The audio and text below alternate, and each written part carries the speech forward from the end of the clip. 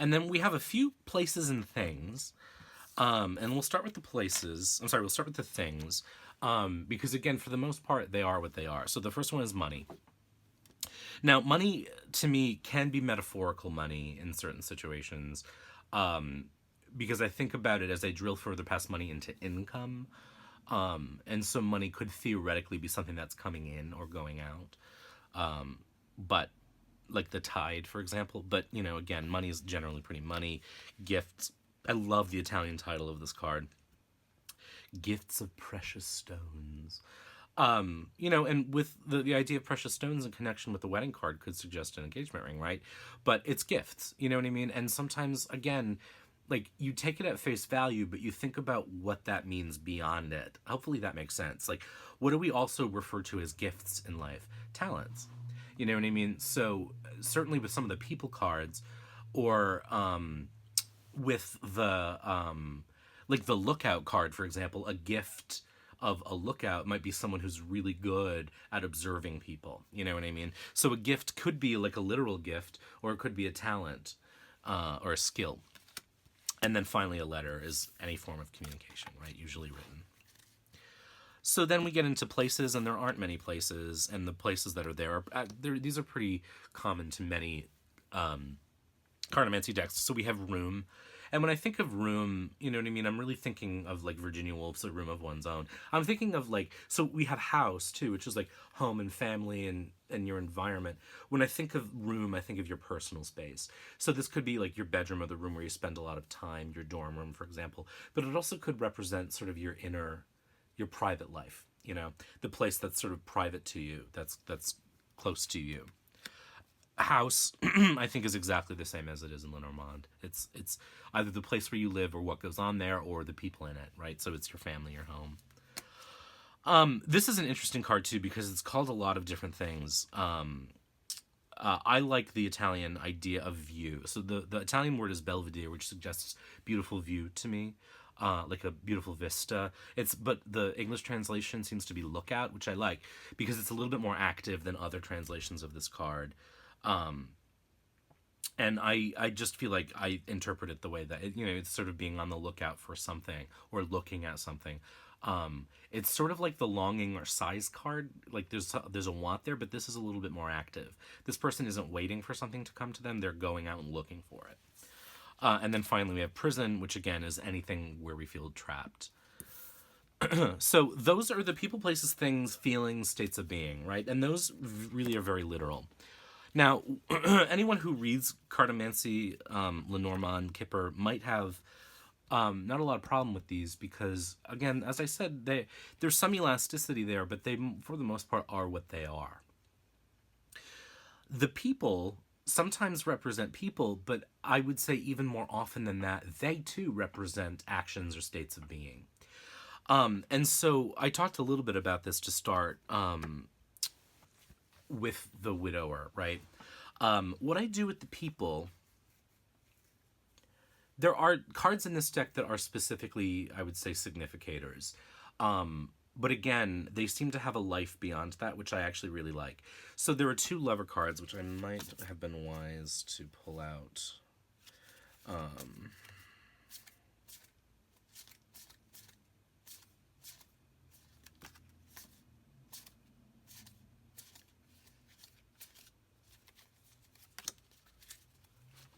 So there's a male and a female lover card.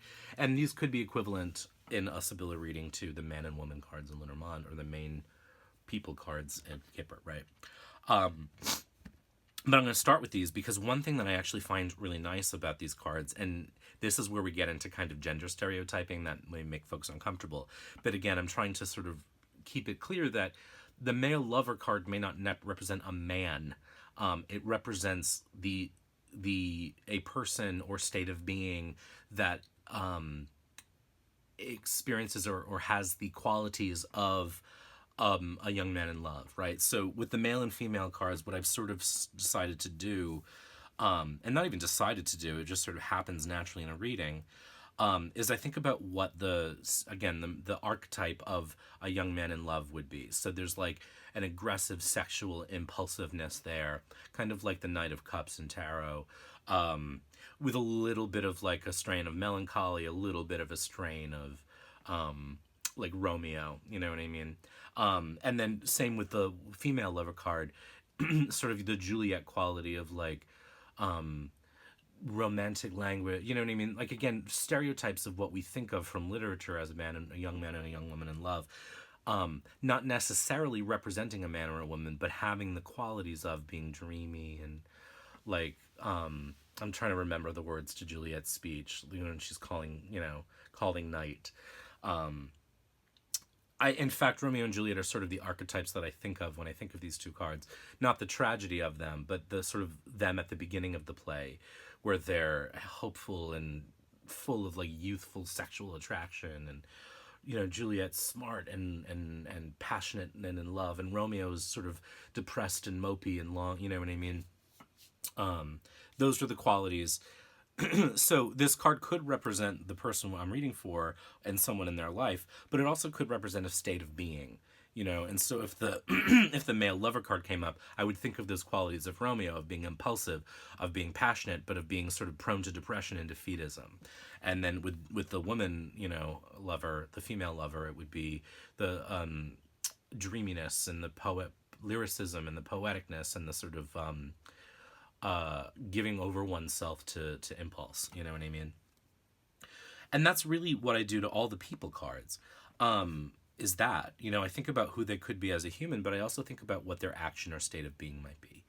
And that makes reading with the people cards dramatically easier because they're not necessarily humans. Sometimes they're a doer or the state of doing, a state of feeling, a state of being, and that makes it easier. Now, the same thing with the friend. The friend could be a significator as well, but I think about what are the qualities of a friend, you know, and they're there for you, they're loyal, you know, again, sort of like a different shade of the dog card. The dog card in this deck, Fidelity, is really specifically about loyalty, about fidelity. A friend is a little bit more sort of specifically about friendship. About connection to, about being there for, about just this, or it could actually just be an indicator of a friend. You know what I mean? If you're doing a particularly large spread and you had cards around the friend card, then you could get a sense of like, what is this friend doing, or what is their state. So I already talked about the widower, and the idea of having lost, right?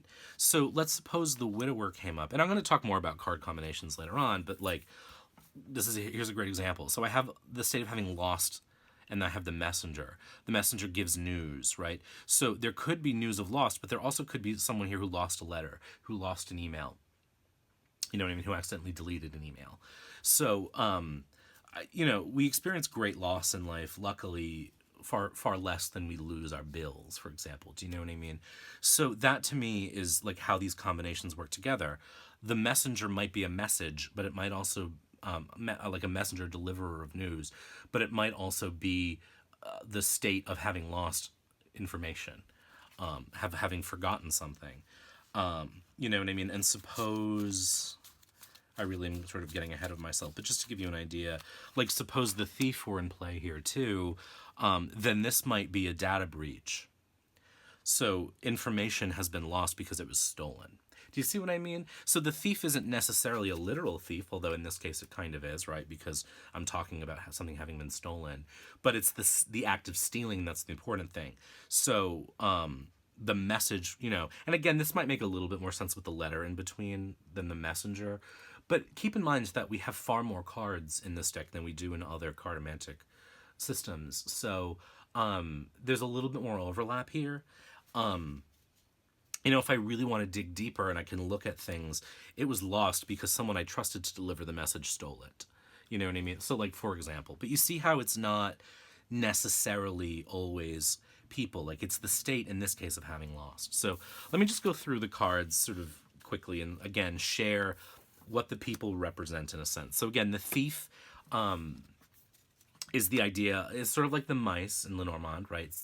Making less than, taking, snatching away from, right? Stealing, but also what does that do? There's some act of deception. There's some act of illicit behavior there. There's some sneakiness there. So I think not just about the act and the person, but sort of what that represents. Again, the messenger could be someone who brings news. It could be someone who delivers packages. It could be a pizza person. You know what I mean? And it could often be news itself. You know what I mean? Kind of like the writer in Lenormand. He's a little bit more active than the letter. So also, if this isn't a person, this could be the act of sending something. You know, I'm going to ship this to you. So it could represent, shipping or post. The Grand Seigneur, the Lord, what I think of this when I think of this card, because this is one of the most generic ones, and this is where people could get really tripped up. I think about what the Lord represents in terms of like historical, classist, like patriarchal cultures. I don't necessarily view the Lord as a rich man. I think of him as the person in charge, the person at the top of the totem pole, the boss, the mentor, the leader, man or woman, male or female. The Grand Lord is the benefactor, is the person who one looks up to, who's above you. And wherever we go in life, right, there's always someone above us. And the Grand Seigneur is that. And sometimes that's us, and sometimes it's someone else. But it's also the state of lording over as well. You know what I mean? So this could suggest holding, you know what I mean? Like if I had the Grand Seigneur and the Messenger together, this could suggest, someone who lords information over you, who sort of uses it to dangle the carrot, right? So it's not necessarily, it could be an experience rather than a person, or the state of doing that to someone else or having that done to you.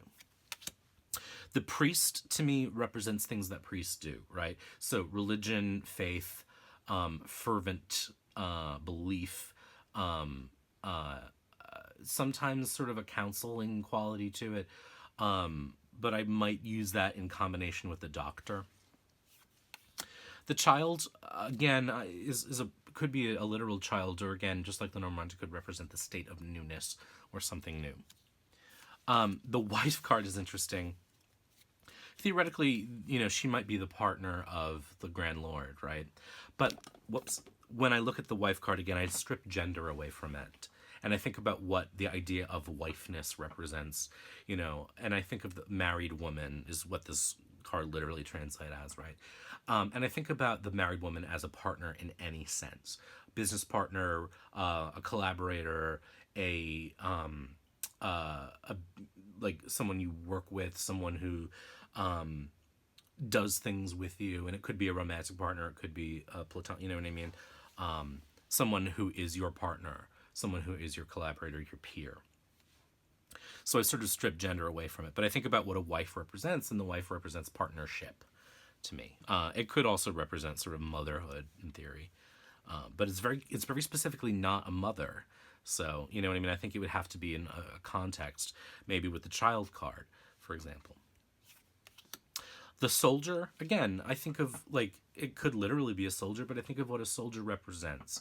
And that to me is someone who has a cause, someone who's a bit of a nomad, potentially, someone who has a risky job, someone who has maybe a belligerent nature in some cases. You know what I mean? So again, I'm looking at the other cards. And again, it could be someone who, or it could be the state of being that. It could describe someone. So if I had this with the Grand Lord, I would say maybe you have a belligerent boss, or a boss who's really nasty, or a boss who's really important, who really is driven towards a specific goal. It could be, the suggestion of joining the military, for example. You know what I mean? So I think about what the idea is and what that represents in a broader sense. And again, hopefully this is helping. There are two servant cards. So we've got the maid and the servant. And again, this is another state where we're sort of gendered, but I think, again, it's sort of just like the different jobs, right? So I have a maid here. I talked about the maid earlier. What does the maid do? She cleans, she cooks, she, maybe takes care of the children. So I think about the maid as representative of chores. When I see the servant, I think of being in service too. So that to me could represent a volunteer or volunteerism, or again, in connection to the Grand Lord, like someone who is subservient to someone else. So they're similar but subtle, and there's really interesting subtleties in this deck. There's another pair I might as well just talk about now, which is the male and female enemies.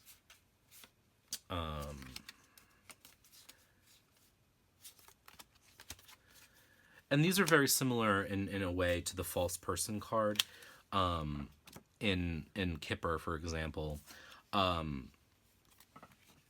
tend not to have a whole lot of difference between these two. Like, they're both basically someone who's working against you. It is something that I might do if it were coming up clearly that this person was their own enemy, to look at the gendered as themselves. So if I'm reading for a woman and the female enemy comes up, I might think that this is someone, being nasty to themselves, and look at the male enemy as anyone else, or vice versa, right? It also could be the other person in a love triangle. If they both come up in a reading, and that has happened actually quite a lot, it could represent sort of being surrounded by the wrong people. And again, you look at the cards, right? Suppose the enemy cards came up with the deliriousness card. You may just be running with the wrong crowd. So again, it's like, I don't necessarily know that it has to literally be like a political enemy or someone who's like acting actively against you, but it can represent not having your best interests at heart. And in combination with like the friend reversed, and we'll talk about reversals, that could be really something, like a false friend. And then if we had the falseness card there, boy, do we have a whole lot of fraud going on. And that's the other thing too, these cards can represent fraud. The doctor, again, could be a literal doctor, but I think about it as the state of healing or being a healer, of getting better, of helping to get better, of helping to heal, of helping to cure. Men of letters, sometimes called scholar or scholarship, sometimes called the artist, which I quite like. Again, is the sort of the state of, I would say, intellectualism, the state of being a scholar, the state of potentially being a student, a writer, sort of anyone who embodies those qualities of intellectualism, or the state of doing that thing. You know what I mean? So if this were a reading for a student, I might look to this card to see how their work was going. If it were a reading for an artist, I might look to this card to look at sort of what the energies are around their project. It could also be like a mentor, like a thesis advisor, for example. With the old woman, again, I don't necessarily think I do think this could literally be an old woman if the context were right, but another thing is that it represents the stereotype of being an old woman, which to me is sort of that wise crone energy. So someone older, wiser, who has a lot of experience, a lot of patience, who sort of learned the lessons and has a lot to show you. In certain combinations, it could represent a grandmother. The young girl. So it's interesting in this deck because we've got the wife, the young girl, and we've got the child, and there's also the female lover card if you want to throw that in there. So there's a lot of women in this deck, but again, I this could represent a woman in her sort of youth, but I just look at this in general in this sort of arc of like child being new, old woman being maturity. The old woman card too, and then the young woman is to me the state of adolescence. Not necessarily female adolescence, but something being nascent or not quite finished yet. So if like a project comes up and I have the young woman coming up, I'm thinking of adolescent. So the project is in process. It's still growing, but it's not finished yet. And then finally, the merchant to me is more generally business or a business person, the state of doing business, of having business, of being engaged in business. Again, this would like really underscore the idea of businessness when the Lord were involved, for example, right? But also, someone who sells something. It could be a salesperson. Or it could be an aspect of your life where you have to sell. So again, I look at the idea and I sort of spread it more broadly.